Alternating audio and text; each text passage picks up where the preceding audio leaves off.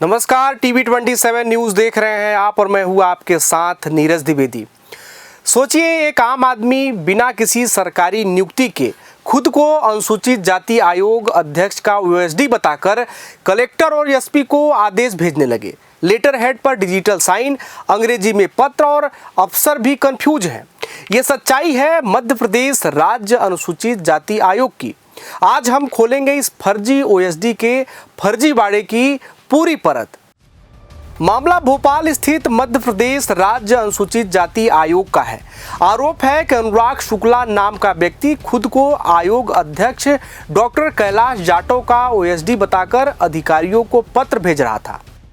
मध्य प्रदेश राज्य अनुसूचित जाति जनजाति आयोग में एक कथित फर्जी व्यक्ति जो है वो अपने आप को अध्यक्ष का ओएसडी बताकर पुलिस अधिकारी और कलेक्टरों को लगातार पत्राचार करता हुआ नजर आ रहा है। इसी बीच कई सवाल खड़े होते हैं कि यदि इस तरह से कोई फर्जी व्यक्ति इस तरह की घटना को अंजाम देता है तो इससे जो अनुसूचित जाति जनजाति के लोग हैं उन्हें न्याय मिलने में कितनी ज़्यादा समस्याएं खड़ी हो सकती हैं।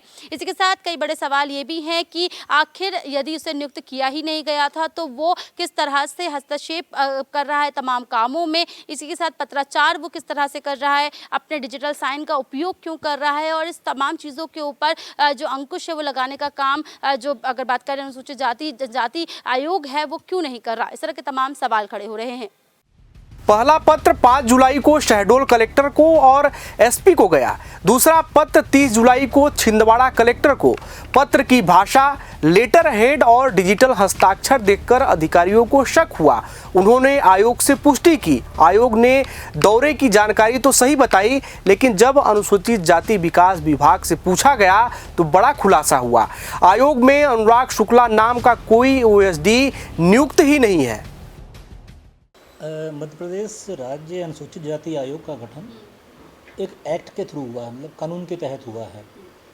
तो उसका फंक्शन ये है कि आयोग में एक अध्यक्ष, 2 सदस्य होते हैं और जो उनका कार्यक्षेत्र है वो ये है कि अनुसूचित जाति वर्ग के लिए जितनी भी योजनाएं चल रही हैं उनकी मॉनिटरिंग करना और संविधान ने जिनको जो अधिकार दिए हुए हैं उन अधिकारों के लिए हित प्रहरी के रूप में काम करना।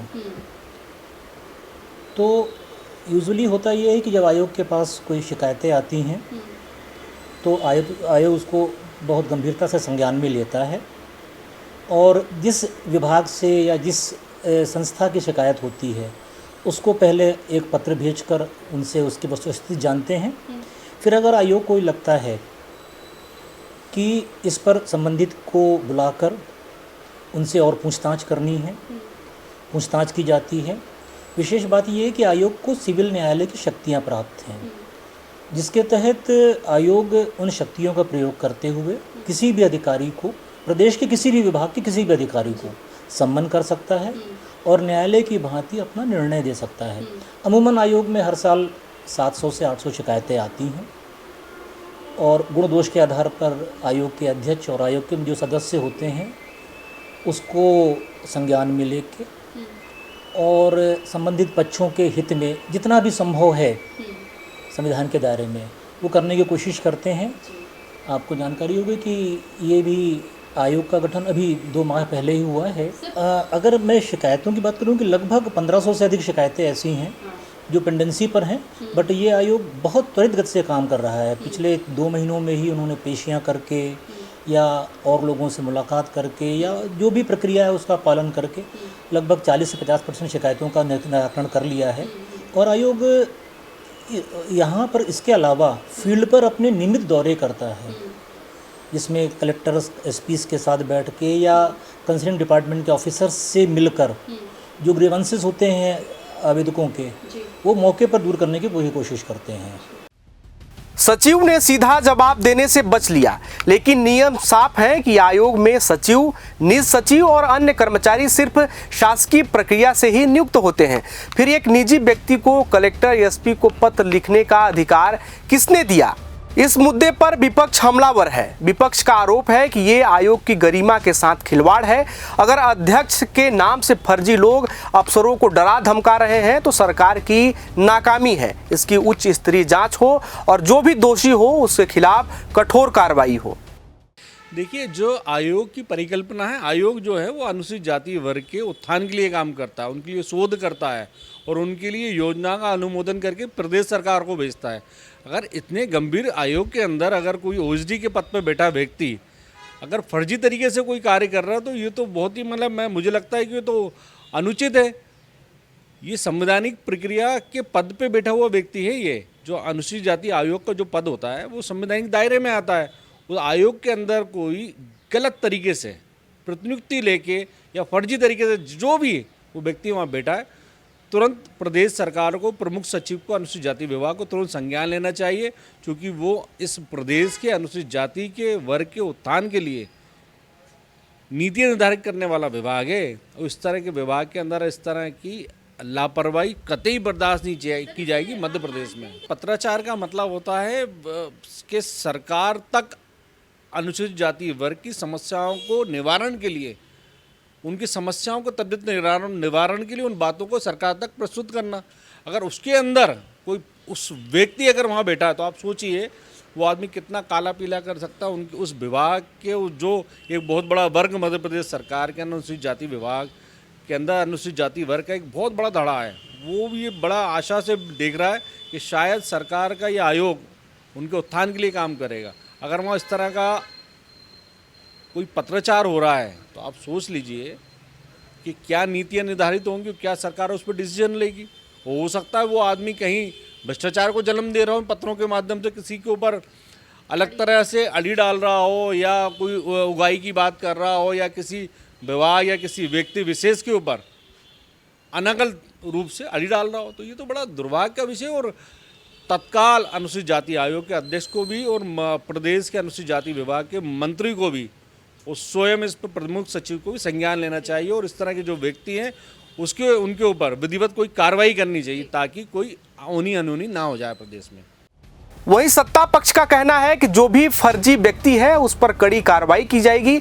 आयोग एक संवैधानिक संस्था है, किसी को भी इसका दुरुपयोग करने की छूट नहीं दी जाएगी। दोषी जो भी हो उसे किसी भी सूरत में बख्शा नहीं जाएगा।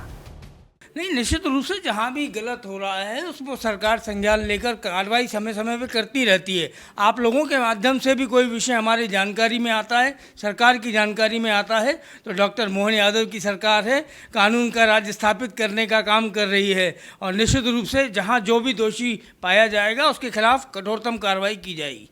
नहीं, निश्चित रूप से आपके माध्यम से जो विषय संज्ञान में आया है, डॉक्टर मोहन यादव की सरकार है, कानून का राज है, पूरे विषय को संज्ञान में लेकर जो भी कठोरतम कार्रवाई है उस पर की जाएगी। पूरे विषय की जांच के आदेश सरकार देगी और उसमें दोषी जो भी पाया जाएगा उसको सजा देने का काम किया जाएगा। विधि विशेषज्ञ की माने तो ये सीधे तौर पर आईपीसी की धारा 419 छद्म रूप धारण करके धोखा देना, धारा 420 ठगी, धारा 465 और 471 जालसाजी और फर्जी दस्तावेज का इस्तेमाल का मामला बन सकता है। साथ ही सरकारी पद का दुरुपयोग और आईटी एक्ट की धारा 66D भी लग सकती है। यदि जांच में साजिश मिली तो आपराधिक मुकदमा भी कायम किया जा सकता है। अनुसूचित आयोग में अगर कोई व्यक्ति फर्जी काम कर रहा है तो उसके खिलाफ 338 जो अभी भारतीय नागरिक न्याय संहिता की धारा है वो लगती है और 335(3) है जो कूट रचना की श्रेणी में आती है और ये गंभीर धारा है। उसके खिलाफ 7 साल से 10 साल तक की कारावास का प्रावधान है और अगर वो ऐसा कर रहा है तो उसके भारत के संविधान में भी रुकावट का काम करता है वो, और वो उसके पद का दुरुपयोग करके शासन की अन्य योजनाओं को भी बाधित करता है। गौर करने वाली बात यह है कि राज्य अनुसूचित जाति आयोग को सिविल न्यायालय की शक्तियां प्राप्त हैं। ऐसे में फर्जी लेटर हेड का इस्तेमाल करना सिर्फ धोखा नहीं, संवैधानिक संस्था की अवमानना भी है। इस मामले पर वरिष्ठ पत्रकार का कहना है कि ये सिर्फ एक पत्र का मामला नहीं है। सवाल ये है कि बिना अनुमति के एक व्यक्ति आयोग के लेटर हेड तक कैसे पहुंचा, डिजिटल साइन कैसे बना, क्या आयोग के अंदर से ही किसी ने मदद की, ये जांच का विषय है।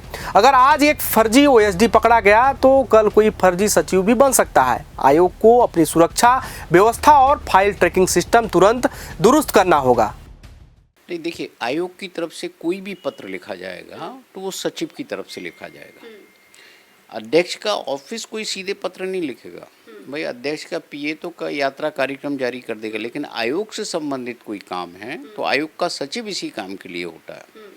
और मंत्री जो स्टाफ होता है अध्यक्ष का वो दर्जे के हिसाब से मिलता है। यदि राज्य मंत्री का दर्जा है तो राज्य मंत्री को यदि 2 आदमी मिलते होंगे तो 2 आदमी मिलेंगे, उससे ज़्यादा मिलते होंगे तो ज़्यादा मिलेंगे।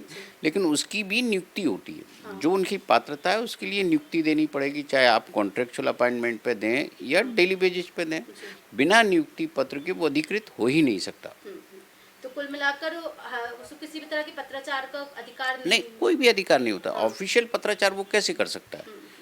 भाई पत्राचार करना है तो वो सचिव करेंगे ना, सब कुछ सचिव के नाम से होता है। अब सबसे बड़ा सवाल यही है कि अनुराग शुक्ला जो कि अपने आप को ओएसडी बता रहा था, जिसकी कोई सरकारी नियुक्ति नहीं हुई थी, आखिर उसे ये अधिकार दिया किसने कि वो अधिकारी जो सरकारी अधिकारी थे, इसी के साथ कलेक्टर और साथ ही साथ जो पुलिस अधिकारी थे उन्हें पत्राचार कर सके। इसी के साथ वो जिस तरह से लेटर का जो दुरुपयोग है वो तो कर ही रहा है, साथ ही साथ जो हस्ताक्षर है वो भी डिजिटल उपयोग कर रहा है। और इस तरह से आप अंदाज़ा लगा सकते हैं कि SC/ST विभाग जो कि इतना सेंसिटिव विभाग होता है उसमें यदि इस तरह के फर्जी लोग काम करते हैं तो न्याय मिलने में कितनी ज़्यादा देरी हो सकती है और कितने सवाल जो हैं वो खड़े हो रहे हैं।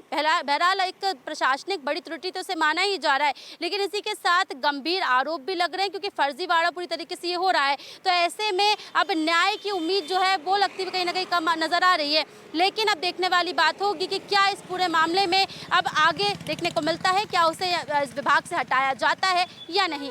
कैमरा पर्सन शक्ति के साथ दीपक श्रीवास्तव, T27 न्यूज़, भोपाल।